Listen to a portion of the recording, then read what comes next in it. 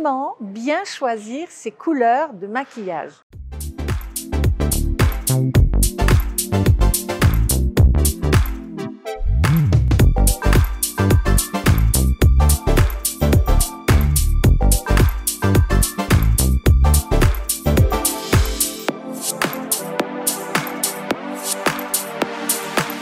Bonjour, ici Mademoiselle M, révélatrice de votre meilleure image. C'est Lucie qui m'a posé cette question à laquelle je vais avoir grand plaisir de répondre dans cette vidéo.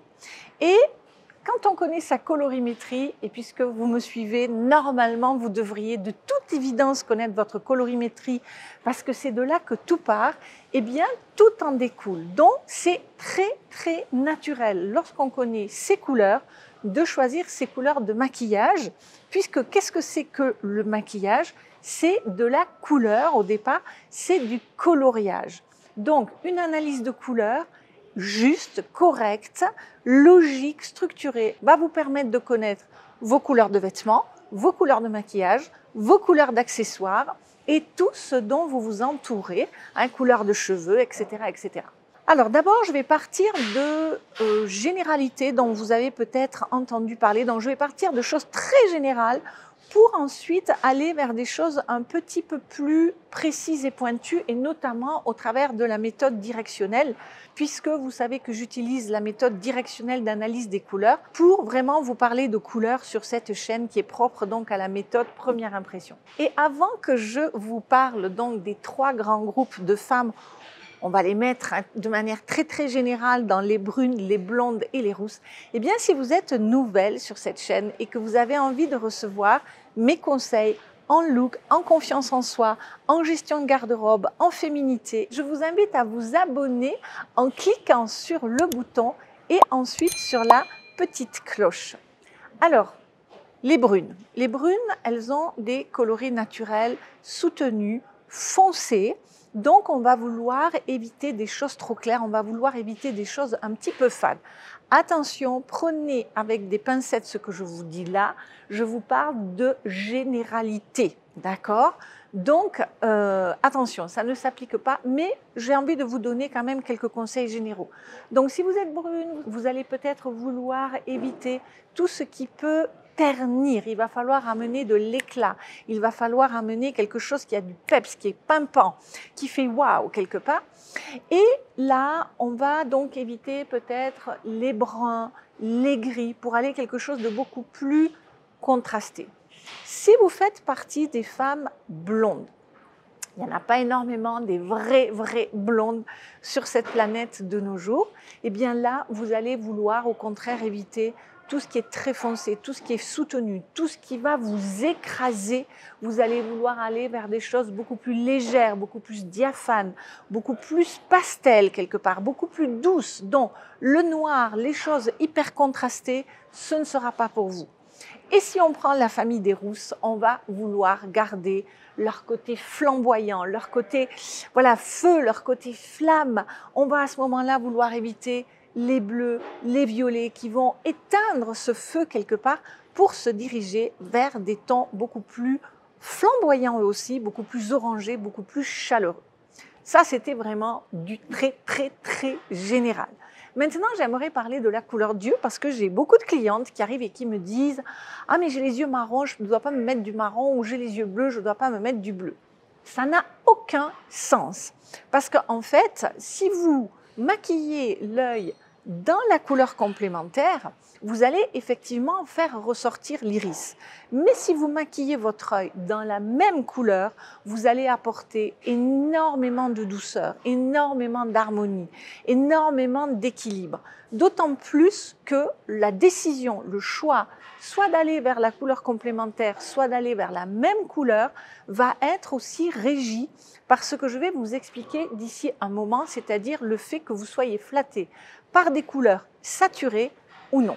Maintenant, on va aller dans quelque chose de beaucoup plus pointu, précis, puisque je vais vous parler donc des 6 directions colorimétriques avec laquelle je travaille, c'est-à-dire le sombre, le clair, le chaud, le froid, le lumineux et le mat, qui nous donne donc 48 options colorimétriques. Donc je ne vais pas vous parler des 48 différentes options, parce que sinon la vidéo va durer de longues heures, et pour cela nous avons des formations, première impression, 100% pur soi, si vous êtes un particulier, ou la Styling Academy si vous avez envie de faire du conseil en image. Là je vais simplement vous présenter les 6. Et nous allons d'abord commencer par l'intensité de la couleur, selon précisément si vous êtes flatté par des tons clairs ou par des tons sombres, en première caractéristique évidemment. Alors, si vous êtes flatté par des tons clairs, ça veut donc dire que, voilà, les tons pastels, les tons assez doux, dans lesquels il y a pas mal de blanc dedans, seront plus flatteurs pour vous. Par voie de conséquence, vos produits de maquillage devront également rester dans des tons assez clairs. Parce que si vous mettez des couleurs vraiment foncées dedans, eh bien, ça va faire tache en quelque sorte. Et finalement, qu'est-ce qui va se passer? Eh bien, c'est que sur votre visage, on verra simplement le maquillage. Or, moi, j'ai pour habitude de dire à mes clientes, si on vous dit « Waouh, tu as un super maquillage », c'est que votre maquillage, il n'est pas réussi.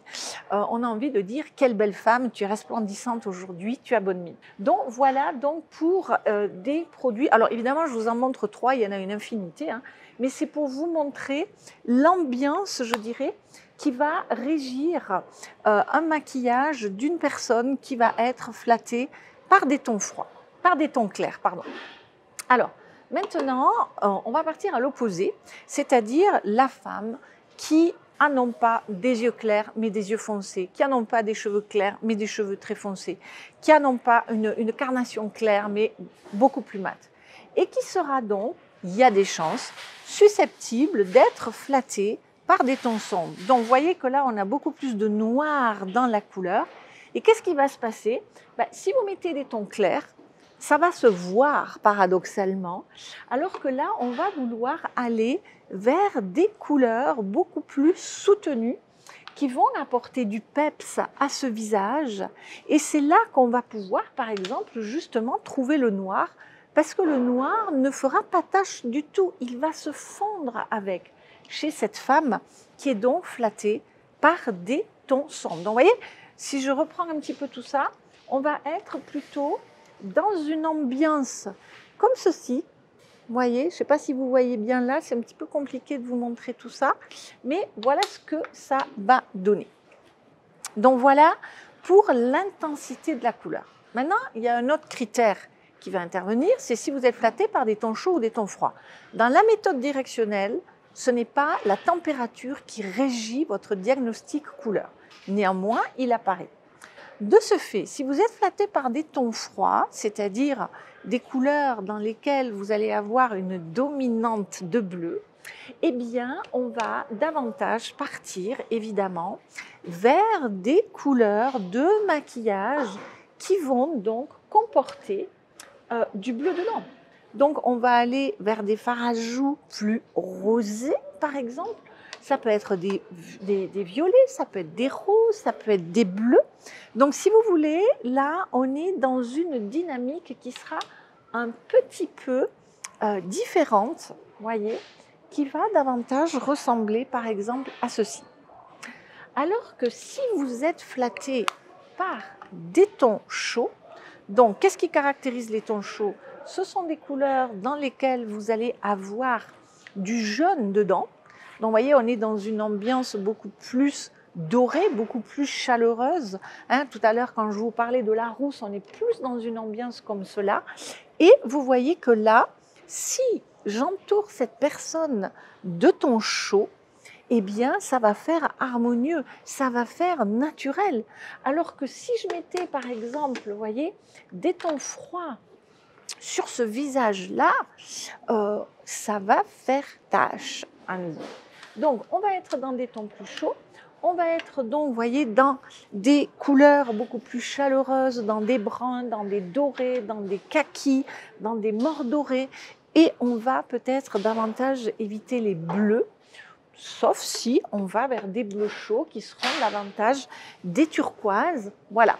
Donc, on va être dans une ambiance beaucoup plus chaleureuse, beaucoup plus chaude, beaucoup plus orangée, beaucoup plus saumonée, beaucoup plus dorée, beaucoup plus jaune. Ensuite, il y a des visages qui ont naturellement du contraste. Ce sont des visages qui vont être flattés par des tons lumineux. Il y a de l'éclat, il y a du contraste. C'est là qu'on va retrouver le blanc et le noir.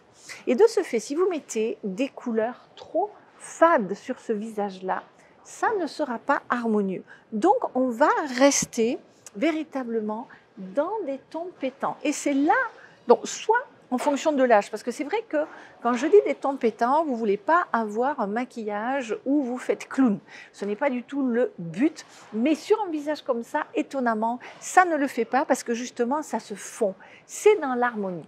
Néanmoins, il y a des personnes qui préfèrent un tout petit peu plus de sobriété.